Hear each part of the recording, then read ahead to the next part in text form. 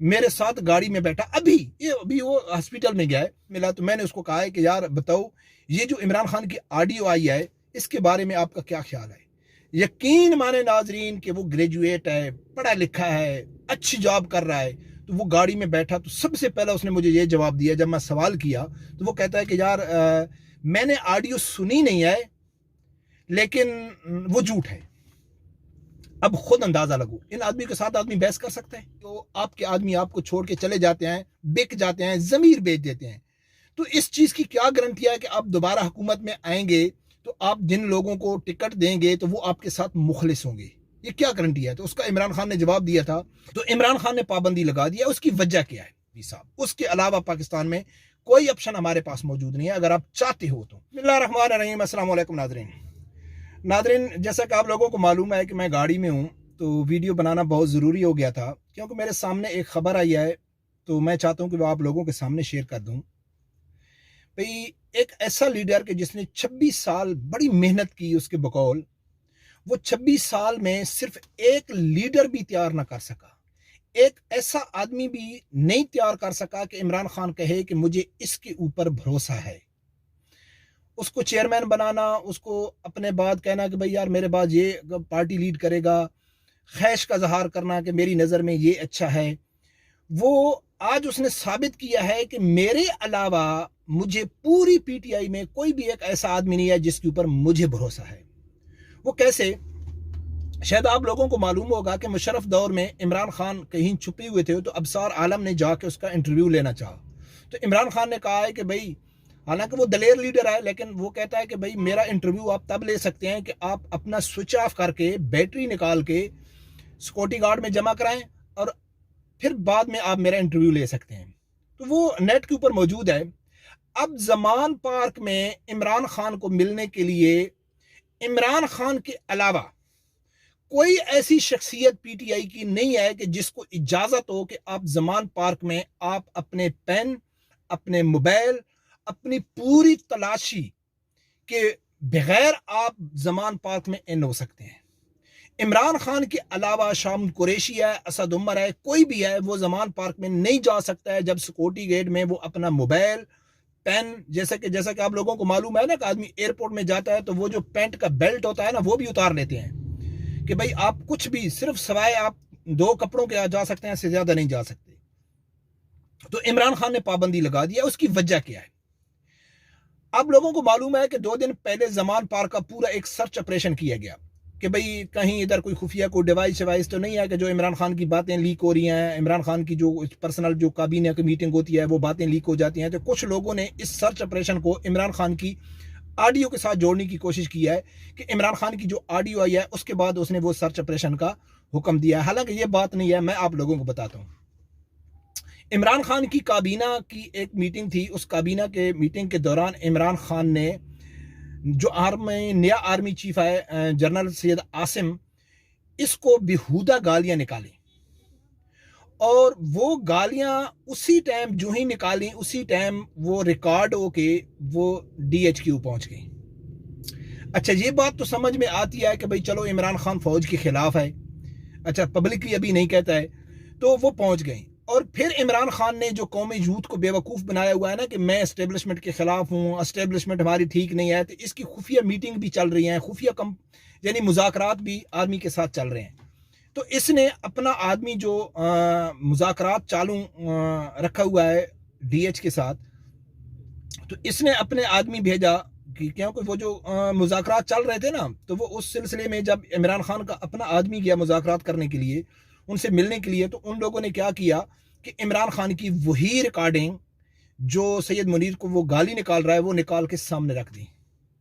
तो उन्होंने कहा है कि जाके पहले अपने लीडर से पूछो कि आप हैं क्या, आप हमारे खिलाफ हैं या हमारे साथ हैं? ये कौन सी दोगली पॉलिसी है, ये कौन सा मुनाफिकाना रवैया है कि आप पीछे आप हमें गाली निकालते हैं और जब आपके ऊपर मुश्किल वक्त आता है तो आप हमारे पाँव में पड़ जाते हैं? तो ये लीडर की निशानी तो नहीं है ना। यकीनन जब इमरान खान को ये मालूम पड़ा तो इमरान खान तो बहुत परेशान हो गया। इमरान खान को समझ भी नहीं आई कि यार कौन है। तो उसने क्या किया है कि ये पाबंदी लगा दिया है कि अब कोई भी जमान पार्क में आएगा तो वो डिवाइस वो पूरा सिक्योरिटी सिस्टम से उस प्रोसेस से गुजर के आएगा। इवन कि वो अपना मोबाइल, अपना पेन, कोई भी पर्स वगैरह कोई भी चीज़ है वो ज़मान पार्क में नहीं लेके जा सकता है। अब नाजरीन सोचने की बात यह है कि जो आदमी 26 साल लीडर रहने के बावजूद उसने अपनी काबीना ने चेंज किया, फिर जब वो हुकूमत में था तो उसने अपने वजीर चेंज करता रहा, तो यानी कि इमरान खान की काबीना के जितने भी आदमी हैं, शाम कुरैशी, असद उमर सुमैद, वफाद चौधरी हो गया, या जितने भी हैं, उनमें इमरान खान को ये मालूम नहीं है कि इनमें मुखलिस कौन है और इनमें दोगली पॉलिसी पे या मेरी यानी कि ये जासूसी कौन कर रहा है।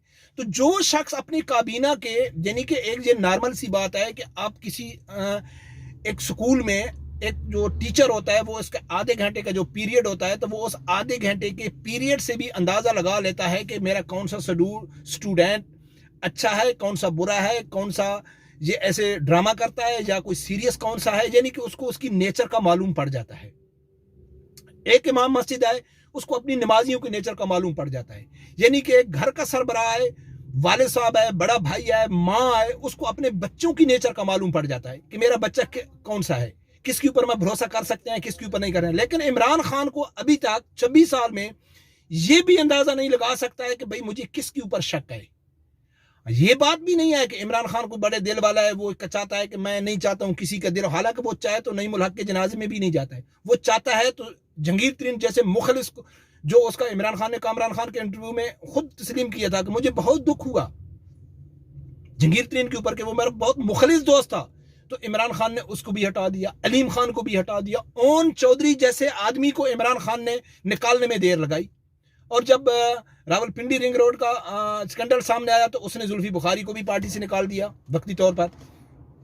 तो यानी ये बात तो इमरान खान के लिए मुश्किल नहीं है ना कि अगर उसके सामने आ जाए कि मेरी रैंकिंग जो है वो वफाद चौधरी कर रहा है, तो इमरान खान कहेगा अभी मैं इसको कैसे कहूँ, मेरा दिल दुखता है, ये परेशान हो जाएगा, ये एम्बेरसमेंट महसूस करेगा, तो मैं ऐसा करता हूँ कि सबके ऊपर भी पाबंदी लगा देता हूँ। तो इससे ये बात वाजिया है कि इमरान खान को मालूम ही नहीं है, उसको यकीन ही नहीं है।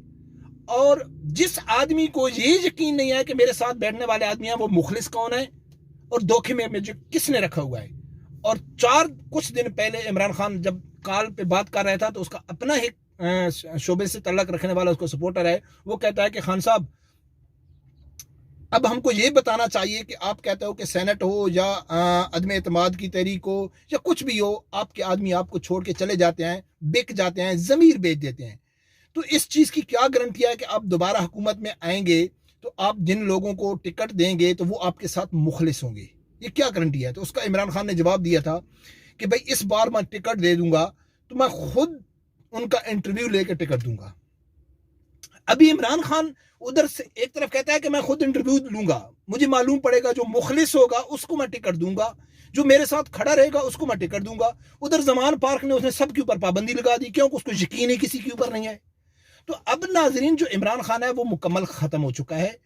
अभी अभी यकीन करके मेरा एक पीटीआई का दोस्त है कि जो इंतहाई दर्जे का एक जहल किस्म का है, मेरे साथ गाड़ी में बैठा, अभी वो हॉस्पिटल में गया है, जो ही वो गाड़ी में बैठा वो मुझे कुछ दिनों के बाद मिला, तो मैंने उसको कहा है कि यार बताओ ये जो इमरान खान की ऑडियो आई है इसके बारे में आपका क्या ख्याल है। यकीन माने नाजरीन कि वो ग्रेजुएट है, पढ़ा लिखा है, अच्छी जॉब कर रहा है। तो वो गाड़ी में बैठा तो सबसे पहला उसने मुझे ये जवाब दिया, जब मैं सवाल किया तो वो कहता है कि यार मैंने ऑडियो सुनी नहीं है लेकिन वो झूठ है। अब खुद अंदाजा लगो इन आदमी के साथ आदमी बहस कर सकता है भाई, जब तक है कि मैंने सुनी है झूठ है, सुनी नहीं है तस्लीम कर लिया है और कहता है कि झूठ है। ये है इसने ये ऐसे कारकुन तैयार की हुए है। और वो भी अभी मुझे कहता था कि यार मलिक साहब अब बस वोट हम इमरान को देंगे लेकिन अभी अब इमरान खान के लिए नहीं लड़ेंगे, कि अब हमको भी मालूम पड़ गया कि इमरान खान क्या है, वो जो हम समझते थे वो नहीं है, ये उसके अल्फाज थे। तो अब भी मैं दावा देता हूं जितने पीटीआई के लोग हैं और जितने भी मुझे जो सुन रहे हैं कि पाकिस्तान, अगर आप चाहते हो कि पाकिस्तान का कोई सही हल निकले तो उसका वहदी हल है निज़ाम मुस्तफ़ा सल्लल्लाहु अलैहि वसल्लम। और इस टाइम अगर किसी के ऊपर आदमी भरोसा कर सकता है, किसी लीडर के ऊपर यकीन कर सकता है कि वो निज़ाम मुस्तफ़ा सल्लल्लाहु अलैहि वसल्लम के ऊपर काम करेगा, तो वो है तहरीक लब्बैक के अमीर हाफिज साद रिजवी साहब। उसके अलावा पाकिस्तान में कोई ऑप्शन हमारे पास मौजूद नहीं है अगर आप चाहते हो तो। रब परवरदिगार से यही दुआ है कि अल्लाह ताला हर आदमी को हक साथ सुनने की और उसके साथ खड़े होने की तौफीक अता फरमाए। अल्लाह।